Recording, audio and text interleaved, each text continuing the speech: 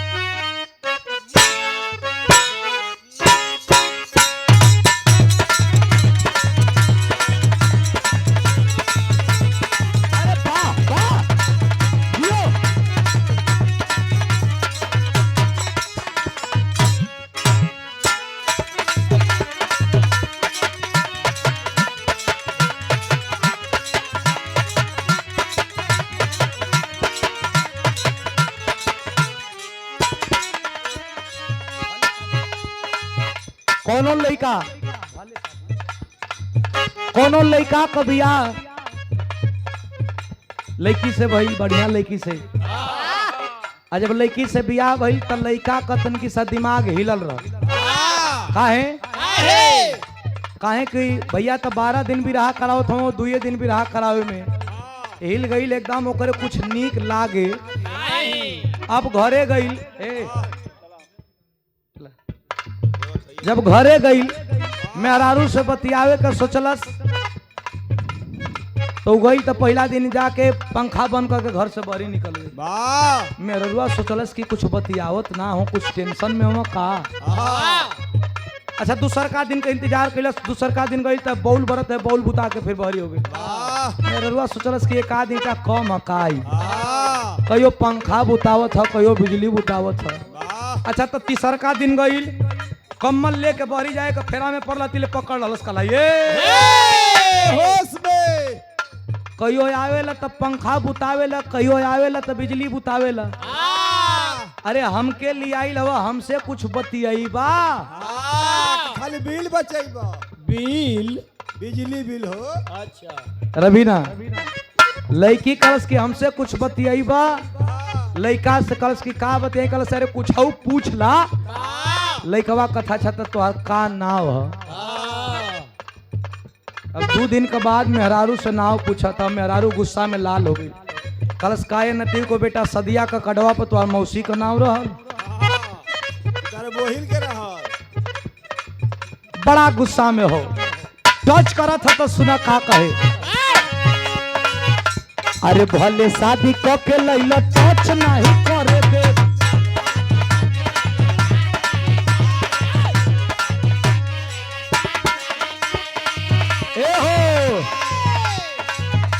अरे मिली ना जवाब तबले देह नहीं भरे दे, मिली ना जवाब तबले देह नहीं।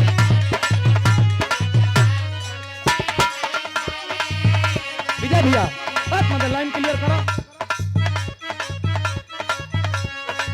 या हम फेरा में पड़ रही, तू मदवा का समझा करत। अरे हमके ही रतिये रति खाली भेटा ली, दिन में ना भेटा ली। हाँ तो कम से कम रात को बैठाई है तो कुछ बतिया ले दो लोगन। ए हो अरे अरे भले शादी करके लैला टच नहीं करे दे, मिली ना जवाब तबले देह नहीं धरे।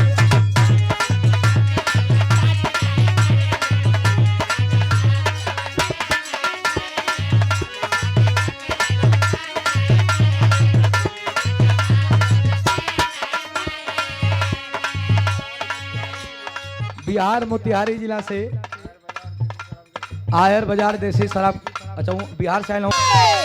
अरे भले शादी करके लैला टच नहीं करे दे, मिली ना जवाब तबले देख नहीं करे दे। ए रवीना जी अरे केतना दिन ले चलईबा ई वारंटी लिख के दा। रुक जा अरे केतना दिन ले चलईबा ई वारंटी लिख के दा। इनकर जवाब दे दें कि छोड़ दें, तो ये घड़ी हम हिलावत नहीं खी, ये घड़ी खाली सटा के हटाओ तनी, सटा के हटा दें। अरे कितना दिन ले चलईबा ई वारंटी लिख के दा ए हो अरे कमर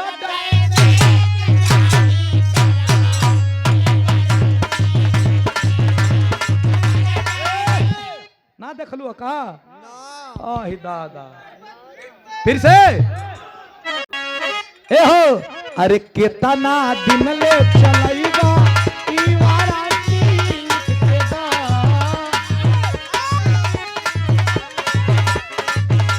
अरे कितना दिन ले चलईबा ई वारंटी लिख के दा अरे कमर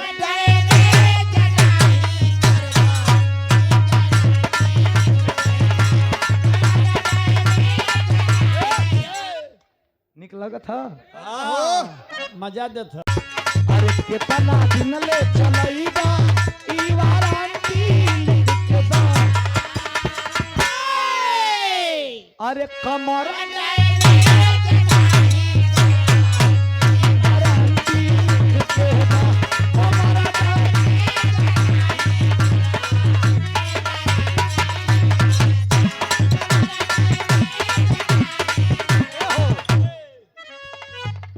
इहे नो चुमुक जे सटैले रहबा हो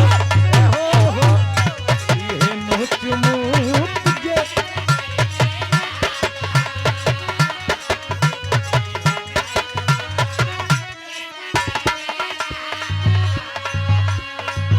असर पोर पोर ले तनी ताकत रह असर पोर पोर ले देखैले रहबा हो ए हो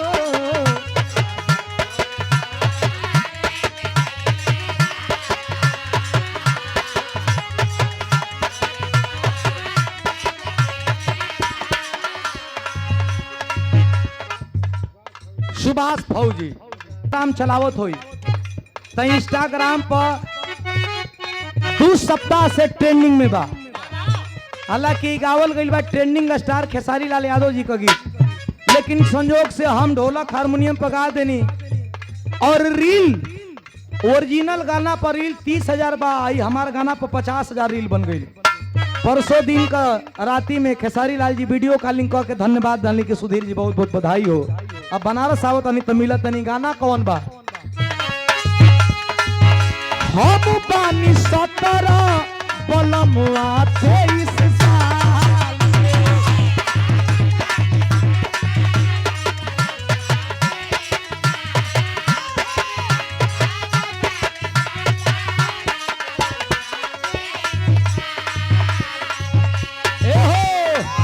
भौजी रे जवनिया राखी खतर में डाल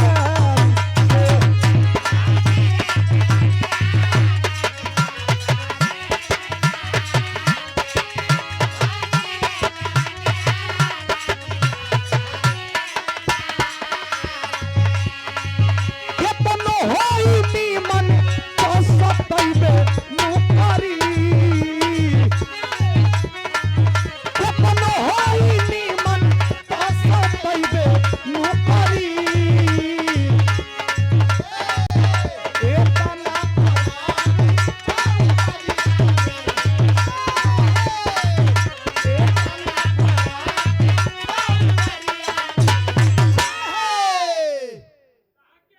अरे कमरिया ता दुखाई रे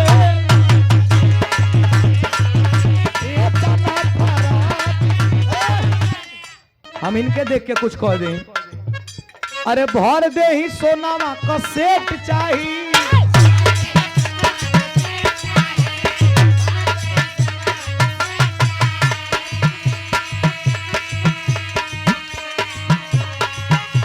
चांद मारी में दू गो फले चाहिए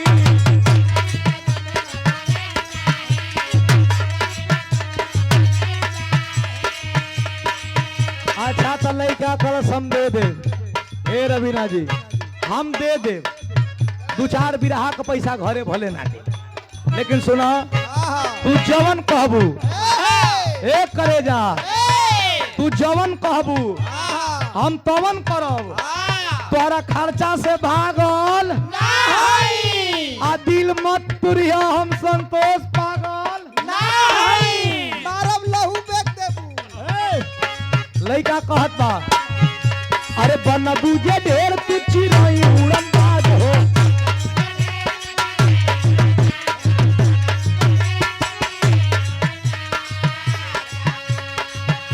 अरे बन बुझे ढेर तू चिरई उड़न बाज हो बुझली हमारा धम बुझली हमारा धम हरी रंग बाज हो।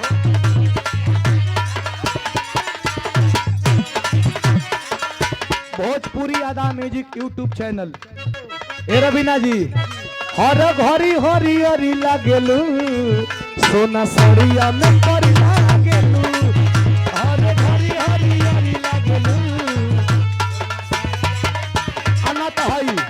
ना तो हयो हो जाई हो हर घरी हरी हरी लागेलू तू घंघरिया में परी लागेलू हो हर घरी हरी हरी लागेलू।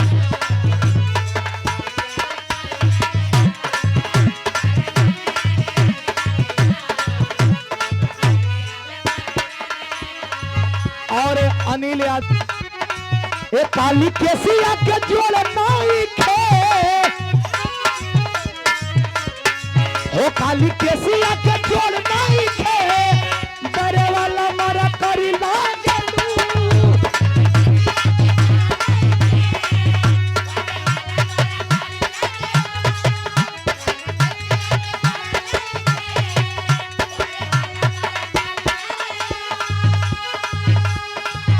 काली केसिया के जोड़ा नहीं खे करे वाला मरा करी लागेलू खट्टा मीठा ओ खट्टा मीठा से भरी लगलू सोना सड़िया में परी लागेलू खट्टा मीठा से भरी लागेलू।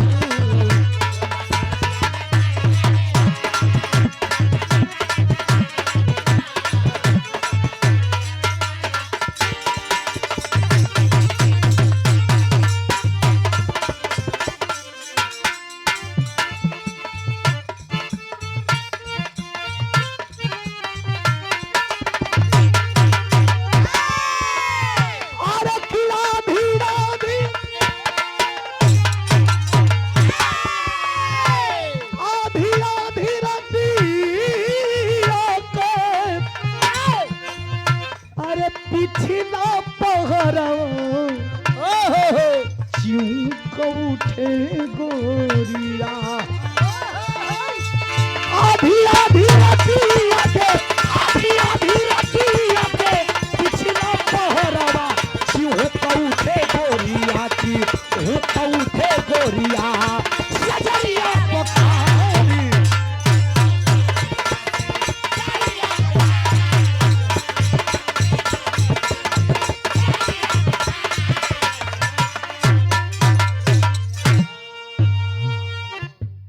और ये टीम आदरणीय हमारे बड़े गार्जीवन हैं बबलू सरदार जी और राम सहाय जी और बनारसी भैया का एगो टीम है राम लक्ष्मण भरत शत्रुघ्न वाली ये शानदार जानदार 500 रुपया पुरस्कार दिले बनी तनी ताली बजा दें जा बड़ा आप सम्मान करीला बड़ा स्नेह देला आपके श्री चरणों में कोट कोट प्रणाम धन्यवाद हो। महेंद्र पाल पिंटू आशापुर समाजवादी पार्टी में हम लोग जा रहे हैं। अच्छा कोई बात नहीं बहुत धन्यवाद। आदरणीय हमारे नेताजी आशापुर महेंद्र पाल जी विगत वर्षों के बाद भी बिरहा का शानदार जानदार मुकाबला रहता है और बिरहा को आपने जीवित रखा है। शानदार 500 रुपया पुरस्कार मोल हो सकता है लेकिन आशीर्वाद मिला है अनमोल है। मैं कोट कोट प्रणाम करता हूँ। बहुत चीन गई है पहले ही बहुत दिन के बाद देखली चीन गई आज आपके एक निमंत्रण में भी जाए के बाद तो दिल से धन्यवाद बा। हमार तो इच्छा नहीं करत कि भेजी रुआ के कि केहू बनल बनावल दुकान ना उजारेला ना आशापुर चौराहा पे